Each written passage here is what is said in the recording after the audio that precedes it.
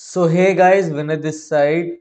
ये हमारी class seventh है 150 इंग्लिश ग्रामर रूल्स की। पहले ऑलरेडी 6 क्लासें हम ले चुके हैं, ठीक है। तो 6 सेशन वो जो हो चुके हैं वो आप जाके देखना।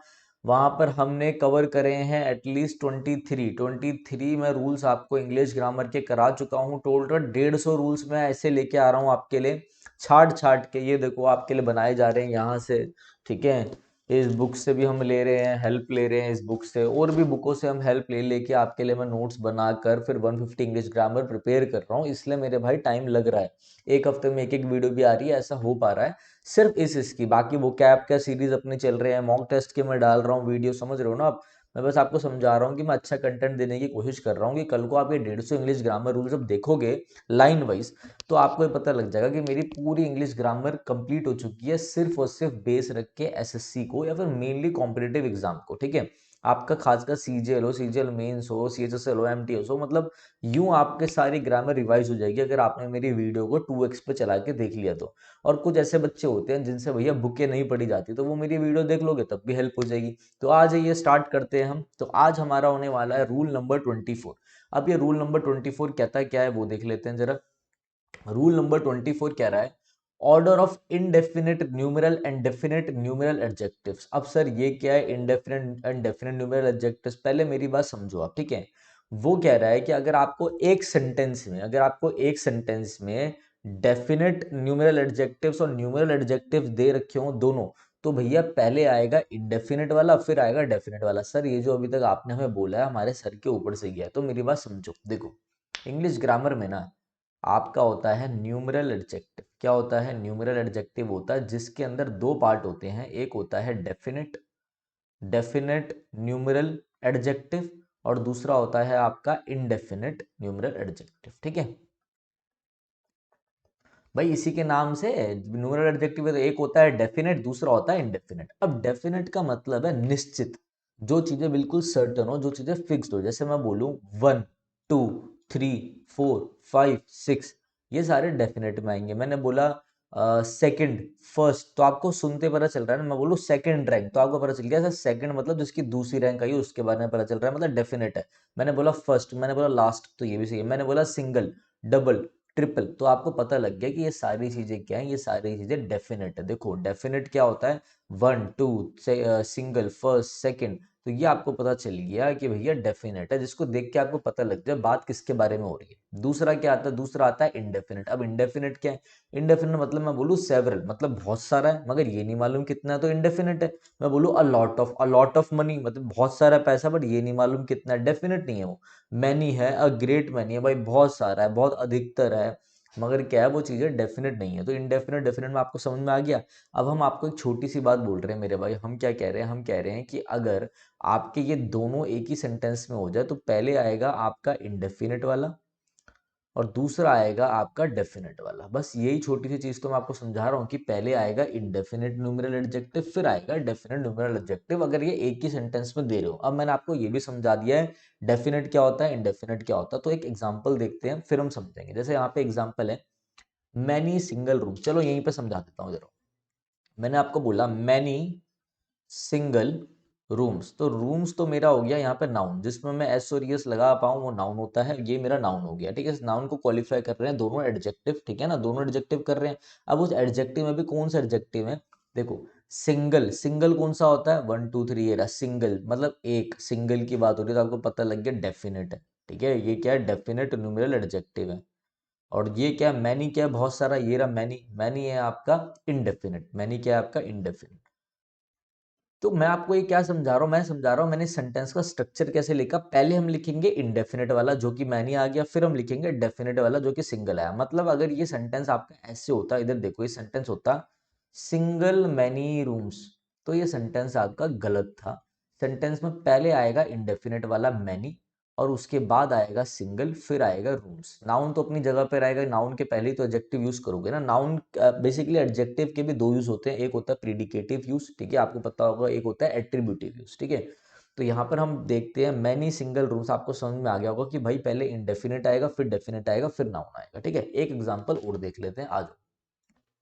मैंने बोला वेरियस सिंगल रूम्स, मैंने क्या बोला? Various single rooms. अब आप देखोगे सर ये तो नाउन है, ठीक है, सिंगल क्या है, सिंगल, वन टू थ्री, ये सारे क्या होते हैं, ये तो डेफिनेट है, डेफिनेट से ही है। वेरियस मतलब बहुत सारा बट पता नहीं कितने हैं, तो ये आपका इंडेफिनेट है। तो पहले हमारा इंडेफिनेट आता है, फिर डेफिनेट आता है, फिर नाउन आता है। वैसे यहाँ पे पहले इंडेफिनेट फिर डेफिनेट नाउन, तो दोनों सही है। एग्जाम्पल थे, एक ये वाला बताओ ये सही है कि नहीं है। सर ये स्टूडेंट्स तो नाउन है।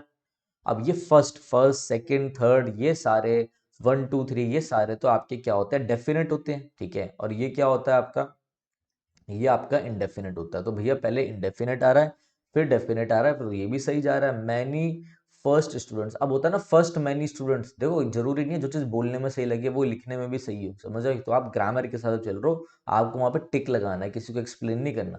तो ये तीनों आपके क्या हो गए, एग्जाम्पल हो गए। पहले इंडेफिनेट फिर डेफिनेट फिर नाउन, ठीक है। क्लियर है बात ये सारी। अब आपको मैं कुछ चीजें बताना चाहता हूँ, मेरी बात समझ लो।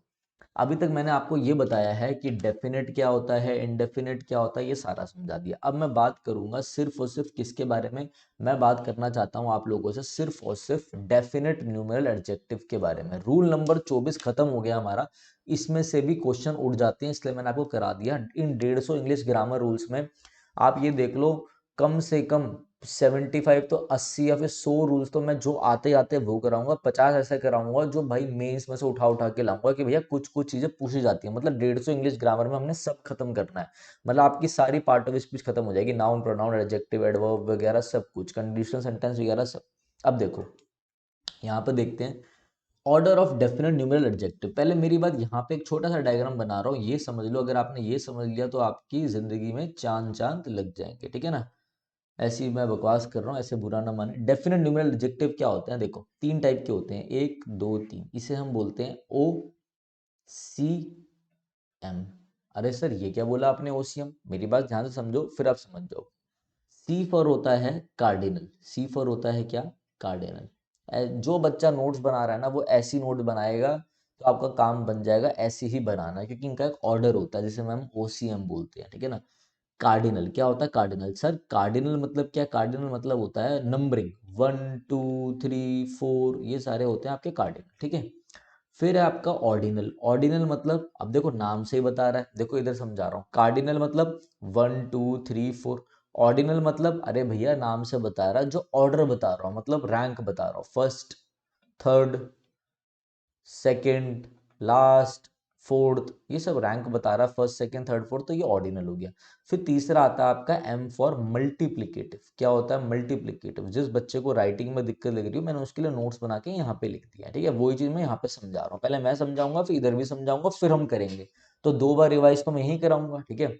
मल्टीप्लिकेटिव का मतलब क्या है, सिंगल, डबल, ट्रिपल, क्वाड्रप्ट। क्वाड्रप्ट मतलब होता है 4 गुना, ठीक है, ऐसे ध्यान रखना, ठीक है ना। डी क्वाड्रप्ट, ठीक है। नेक्स्ट है आपका, इधर देखो, अब देखो दोबारा एक बार देख लेते हैं क्या आता है।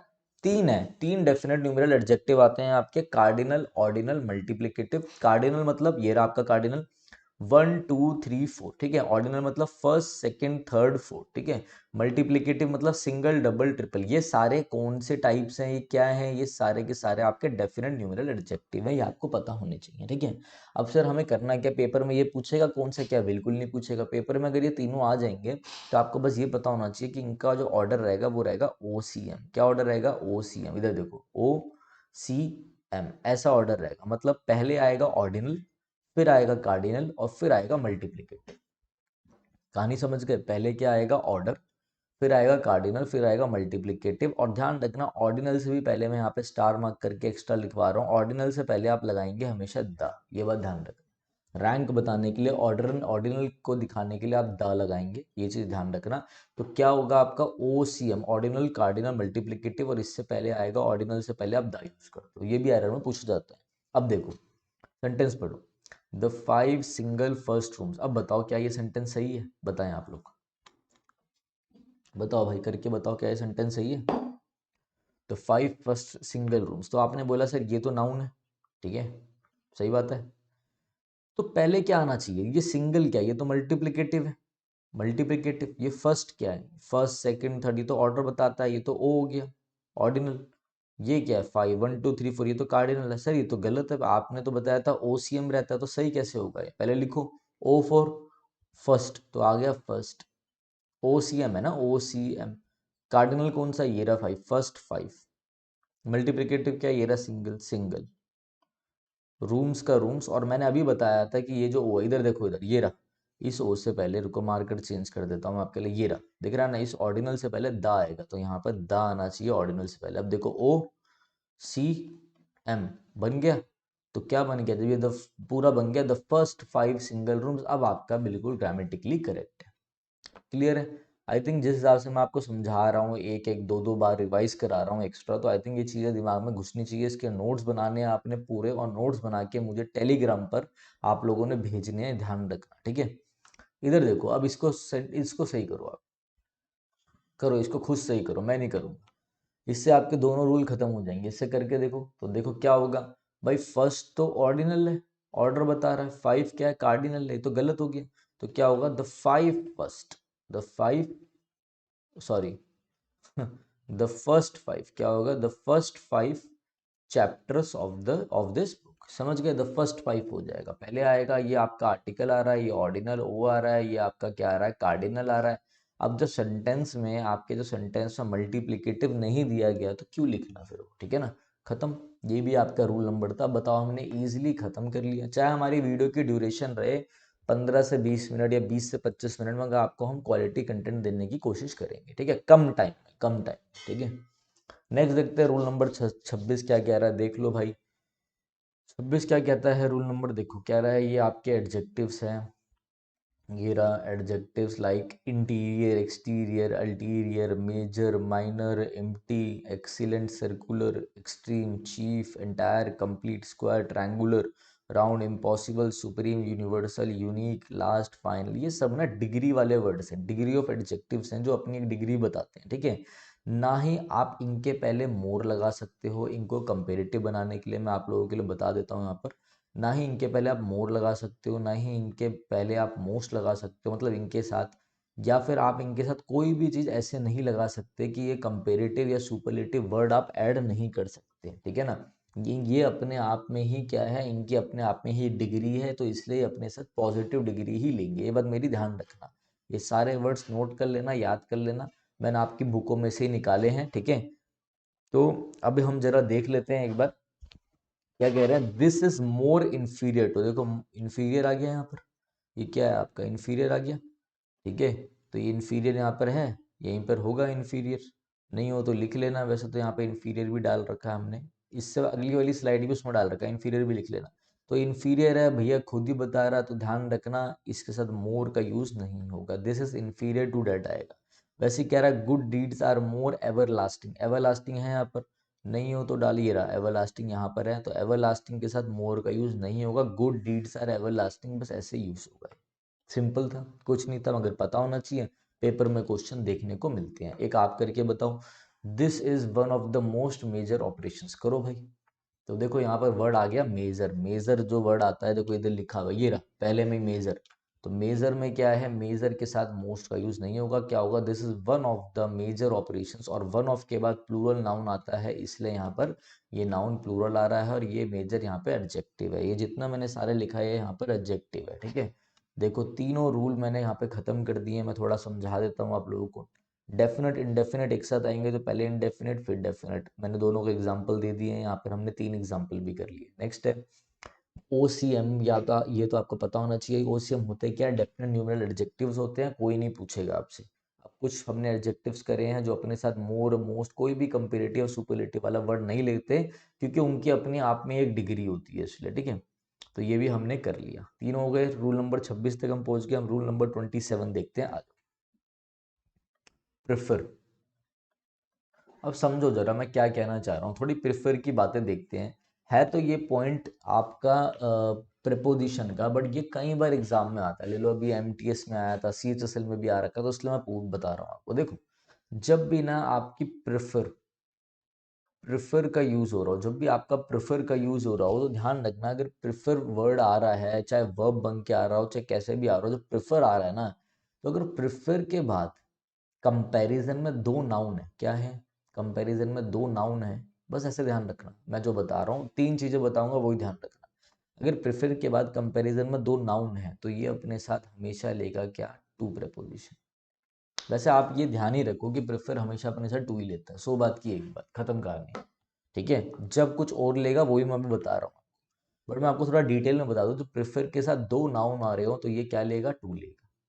ठीक है, ये चीज ध्यान रखना। देखो, शी प्रेफर्स, वर्ब आ गई प्रेफर्स, मिल्क क्या है, she prefers milk to tea. ठीक है, वो क्या प्रेफर करता है, मिल्क प्रेफर करता है। और ध्यान रखना, मिल्क और टी का कंपैरिजन हो रहा है यहाँ पे। मिल्क एक नाउन है, ठीक है, और टी एक नाउन है, और टू आ गया, फिक्स प्रपोजिशन टू आएगा। वैसे आपको ये याद ही रखना है कि प्रेफर्स के साथ हमेशा फिक्स, प्रेफर के साथ हमेशा फिक्स प्रपोजिशन टू ही आएगा। ठीक है, अब देखो, अब सर प्रेफर के साथ टू आएगा। दूसरा आपको ध्यान रखना, अगर वर्ड कहीं पे भी लिखा हो प्रेफरेबल तो इसके साथ भी एक फिक्स प्रपोजिशन टू ही आएगा। तो सर ये बताइए, तो फिर एक्सेप्शन क्या है इसका, अपवाद क्या है, मतलब कब अलग हुआ। देखो, जब भी प्रेफर आ रहा हो, जब भी प्रेफर आ रहा हो और आपका इस प्रेफर की तुलना दो इन्फिनेटिव से हो रही हो, यहाँ पे भी इन्फिनेटिव हो और यहाँ पे भी इन्फिनेटिव हो, तो इन्फिनेटिव का मतलब होता है टू प्लस वी वन। ठीक है, जब भी ऐसे फॉर्म आ रही हो यहाँ पे टू प्लस वी वन, तो ध्यान रखना कि दो इन्फिनेटिव्स का कंपैरिजन हो रहा हो तो उन इन्फिनेटिव्स का कंपैरिजन के लिए प्रेफर के साथ हम यूज करेंगे क्या, प्रेफर के साथ हम यूज करेंगे रेदर देन, टू यूज नहीं करेंगे, क्योंकि ऑलरेडी यहाँ पे टू टू यूज हो ही रहा है, तो तीसरी बार भी टू यूज करें। और ऐसे सेंटेंस को सही करने के लिए ग्रामेटिकली हम इन्फिनेटिव इन्फिनेटिव का कंपैरिजन के लिए जब प्रेफर आ रहा होता है तो प्रेफर का फिक्स्ड कोई चीज को, मतलब सेंटेंस को ग्रामेटिकली करेक्ट करने के लिए हम रेदर देन का यूज करते हैं कंपैरिजन के लिए। ठीक है, दो, जब भी आपको ध्यान रखना, जब भी प्रेफर आ रहा है और दो इन्फिनेटिव का कंपैरिजन है तो हम क्या यूज करेंगे, रेदर देन। क्लियर है बात, कोई दिक्कत लग रही हो तो पूछो भाई। एक एग्जाम्पल देख लेते हैं, यहाँ पे हमने देखा she prefers milk to tea, वो क्या करती है, टी से ऊपर मिल्क को प्रेफर करती है। ठीक है, ये नाउन था, ये नाउन था, टू आ गया। वैसे आपको पता होना चाहिए प्रेफर के साथ टू ही आएगा। क्लियर है, फिर मैंने आपको क्या बताया, ही प्रेफर्स, जैसे प्रेफर्स आ रहा था आपने बोला यहाँ तो टू आएगा, रेदर देन तो गलत है, मगर आपने बोला, विनय सर ने बताया था इन्फिनेटिव, तो टू प्लस में वी वन यहाँ पे आ रहा है। जैसे टू प्लस में वी वन यहाँ पे आ रहा है तो यहाँ पर देखो वी वन का यूज हो रहा है। जब भी आप टू प्लस वी वन, जब भी इन्फिनेटिव का कंपैरिजन करते हो तो जो लास्ट वाला इन्फिनेटिव आप लिखते हो उसमें टू लिखना जरूरी नहीं होता, यही टू बता देगा कि मैं इधर भी हूँ। ये चीज मेरी ध्यान रखना, कुछ बुक्स में गलत दे रखा है। अभी मैं, तुम्हारा भाई इतना फेमस नहीं है कि चिल्ला चिल्ला के दुनिया को बता और वो बात मान ले, तो बुकों में लिखा है तो बच्चे गलत पढ़ते जा रहे हैं। मगर कुछ अच्छी किताबें भी हैं, जैसे आपकी प्लेन टू पैरामाउंट बुक बहुत अच्छी किताब है, तो उसमें थोड़ा सा गलत दे रखा है, कोई नहीं, मिस प्रिंटिंग हो जाती है। मिरर ऑफ कॉमन एरर्स में सही दे रखा है, एसपी बख्शी में सही दे रखा है, तो आप वहां से जाके मेरी बात को रेटिफाई कर सकते हो। ठीक है, तो यहाँ आप देखो ही, या फिर गूगल कर सकते हो simple, he prefers to sit, यहाँ पे इन्फिनेटिव है, ये भी इन्फिनेटिव है, इसका जो टू है ना वो छुपा हुआ है, वो कहाँ पर है, यही पूरा कर रहा है। तो ठीक है, बेसिकली ये सेंटेंस को अगर मैं बोलूँ तो ये सेंटेंस ऐसा है, देखो, he prefers to sit to sleep, ये भी इन्फिनेटिव यहाँ पे आ रहा है टू प्लस वी वन, ये भी इन्फिनेटिव यहाँ पे आ रहा है टू प्लस वी वन, तो इस केस में मैं प्रेफर के साथ लगाऊंगा रेदर देन, टू नहीं लगाऊंगा। जब भी दो इन्फिनेटिव का कंपैरिजन होता है तो मैं रेदर देन का यूज करूंगा, ध्यान रखना। बट जैसे ही मैं इसको लिख रहा हूँ तो ग्रामेटिकली और अच्छा करने के लिए सेंटेंस को ये टू में हटा दूंगा, क्योंकि ये टू यहाँ पे आता है। आपको इतना डीप में नहीं जाना, बट मैंने एक्सप्लेन कर दिया। आपके पेपर में ये नहीं आएगा, आपके पेपर में क्या आएगा भैया, प्रेफर के साथ टू आएगा, रेदर देन आएगा, क्या आएगा, तो आपको पता होनी चाहिए कंडीशन क्या है। कोई भी कंडीशन हो तो प्रेफर के साथ, चाहे जेरंड आ रहा हो, कोई भी आ रहा हो, तो आपको बस प्रेफर के साथ टू ही लगाना है। नाउन हो तो टू ही लगाना है, सब चीजों में टू लगाना है प्रेफर के साथ। मगर जब इन्फिनेटिव दिख जाए तो रेदर देन का यूज होगा, ये चीज लिख लो, नोट कर लो। रूल चाहे मैं ऐसे छोटे छोटे करके कराऊं, मगर बढ़िया काम हो जाएगा, मजा आ जाएगा आपको। ठीक है, चलो ये हटा देता हूँ, आप लोग पढ़ लेना, ठीक है ना। अब देखो यहाँ पे प्रेफरेबल, अभी मैंने यहाँ पे बताया था प्रेफरेबल, प्रेफरेबल के प्रेफरेबल वर्ड आया तो इसके साथ भी टू आता है, winter is preferable to summer, ये भी करेक्ट है।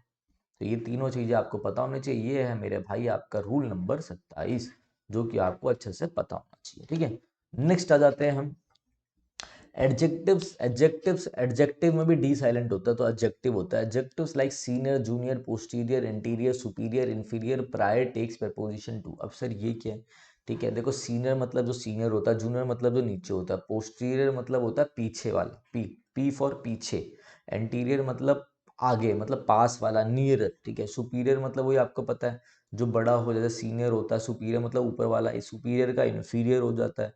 ठीक है, प्रायर मतलब इंपॉर्टेंट। तो ये देखो, जब भी आपको ये आई ओ आर वाले दिख जाए ना एडजेक्टिव्स, लगभग तो इनके साथ फिक्स प्रपोजिशन टू आता है, ये आपको पता होना चाहिए। ऐसे ना मैंने आपका एडजेक्टिव चैप्टर ही खत्म करा दिया और ऐसे मैंने आपके नाउन भी करा दिए, मतलब मोस्ट इंपॉर्टेंट चीजें करा दी। अगर आप ये वीडियो देखने के बाद प्लिंटू पैरामाउंट एसपी बख्शी ये बुक पढ़ोगे ना, मिरर ऑफ कॉमन एरर्स, ठीक है, तो आपका काम बहुत आसान हो जाएगा। मेरा मकसद ही यही है, ठीक है। नेक्स्ट है ही इज, एग्जाम्पल है ही इज सीनियर देन, भैया सीनियर के साथ देन नहीं आएगा, ये आई ओ आर वाला है, ये देखो आई ओ आर, इनके साथ हम प्रेपोजिशन यूज करते हैं टू, ठीक है। जैसे ये आपकी बुक का क्वेश्चन है, question number as, as dramatist Shaw is superior than any other 20th century writer, writer की बात हो रही है 20th सेंचुरी के, तो कह रहा है शॉ जो है वो बहुत बढ़िया है, मतलब सुपीरियर है कहीं ज्यादा किससे, एनी अदर देन, मतलब कोई भी बाकी के राइटर से। अब देखो शॉ की बात हो रही है ना, ठीक है, ये तो आपको पता ही है कि भाई इन सब से कंपैरिजन चल रहा है, एनी अदर लगाया हमने, ये भी मैं आपको समझाऊंगा, टेंशन मत लेना। बट ये देखो सुपीरियर वर्ड आया, सुपीरियर के साथ कैसा प्रपोजिशन जाना चाहिए भैया, देन नहीं आएगा, टू आएगा। और हमेशा ध्यान रखना, आपको पेपर में देन लगा के देगा, देन नहीं आएगा कभी भी, हमेशा टू आएगा, ये चीज आपको पता होनी चाहिए, ये चीज पता होनी चाहिए। तो भैया क्या क्या कर लिया, एक बार आ जाओ देख लेते हैं, रिवाइज कर लेते हैं। आज हमने पढ़ा डेफिनेट इंडेफिनेट क्या होते हैं न्यूमरल एडजेक्टिव्स, और हमने बहुत अच्छे से इन चीज़ों को करने की कोशिश करी, ठीक है।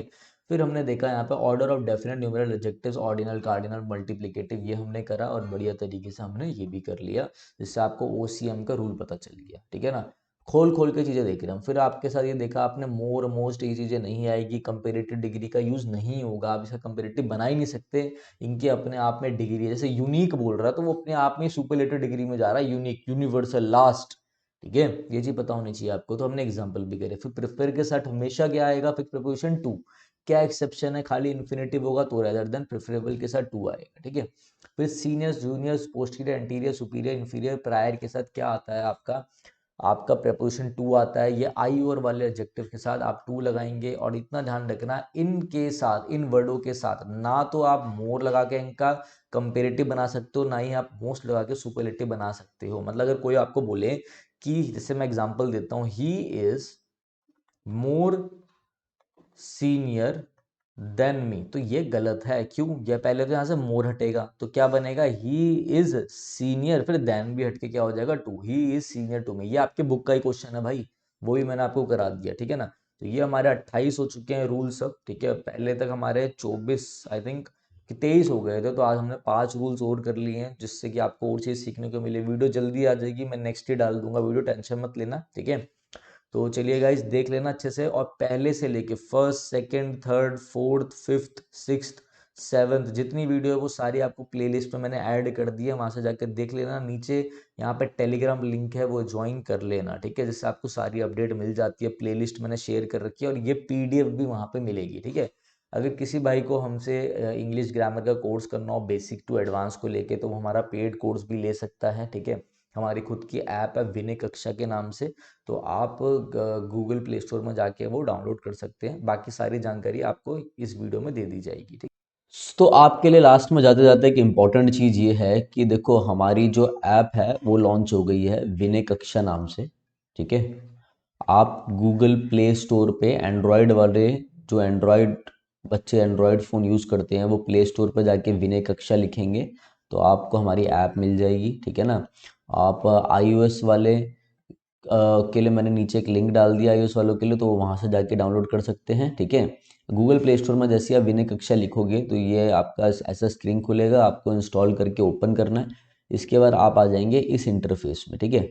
जैसे आपके आगे ये इंटरफेस स्टार्ट होगा, तो अगर ऐसा आपको कोर्स दिख जाएगा इंटरफेस खोलने के बाद, अगर नहीं दिखे तो आप नीचे स्टोर पे क्लिक कर लेना, फिर आपको एक कोर्स दिखाई दे जाएगा, ठीक है। ये कोर्स मेरे भाई आपका SSC, CGL, CGL mains, CPO, CDS, NDA, ठीक है, सीएचएसएल, एमटीएस, जितने भी एसएससी के एग्ज़ाम है मेरे भाई, डी ट्रिपल एसबी वालों को बहुत अच्छे से कवर करेगा। D triple SB, PGT, PRT, जितने भी आपके एग्ज़ाम है, केवीएस आ रहा है, टीजीटी है, जितने भी आपके टीचिंग के एग्ज़ाम है उनको इंग्लिश का मैंने एक ऐसा कोर्स बनाया है जिसमें टोटल 55 से 60 वीडियोस रहेंगी, ठीक है। अभी इसमें आपको 40 वीडियो शो होगी, क्योंकि अभी कोर्स में मैं लाइव भी लूँगा, 5 सेशन मेरे साथ आप लाइव भी लोगे इसमें, ठीक है। और अभी भी मैं इसमें वीडियोस ऐड ऑन करता जा रहा हूँ, तो आप पढ़ते जाएंगे।